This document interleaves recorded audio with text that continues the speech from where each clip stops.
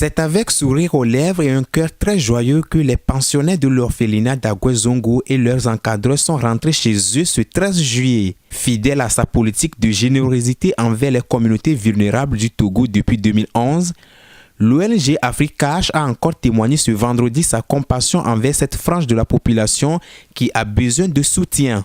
Des mains d'Aminata Ndiaye, responsable logistique de l'ONG, tout le présent est constitué de plusieurs choses. Donc on est venu leur apporter des sacs de riz, des sacs de macaroni, du savon, des tomates, de la lessive, des choses qu'on a besoin du quotidien pour bien manger en fait.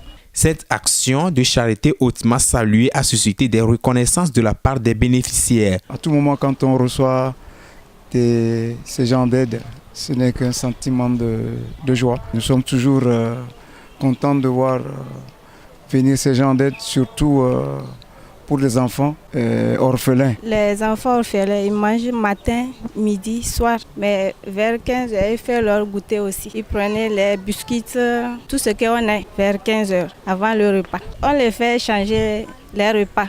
Des fois, ils mangent du riz à midi. Mais matin, là, on les fait le thé, là.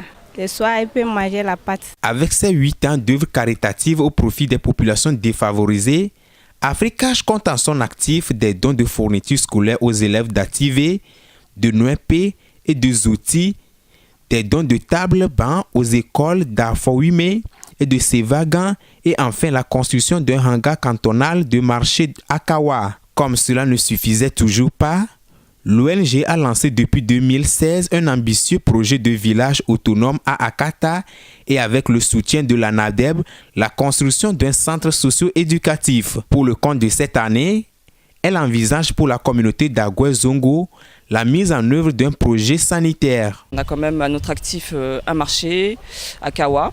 Nous avons fait aussi un centre socio-culturel à Kara, à Loum exactement. Et on a posé la première pierre le 25 janvier 2018 de cette année pour un centre socio-culturel. Donc c'est un centre qu'on a fait à Loum. Donc il y aura tout ce qui est médiathèque, salle de théâtre et autres pour la jeunesse, pour qu'ils puissent se développer. Et donc là on est parti aussi sur un projet de créer un dispensaire sur Zongo, mais c'est très grand et les gens n'ont pas accès aux premiers soins. Ils sont obligés de faire des kilomètres avant de se soigner. Les femmes, quand elles perdent les os pour accoucher, des fois accouchent sur la route. Et donc on est sur un projet vraiment de créer un dispensaire, peut-être pas un hôpital, mais qui permettra en tout cas aux gens qui ont des premières douleurs de pouvoir avoir accès aux soins. Africash, pour rappel, est une ONG de la diaspora africaine vivant en France. Outre ses œuvres sociales, elle dote la jeunesse de son expertise afin qu'elle soit des acteurs de développement.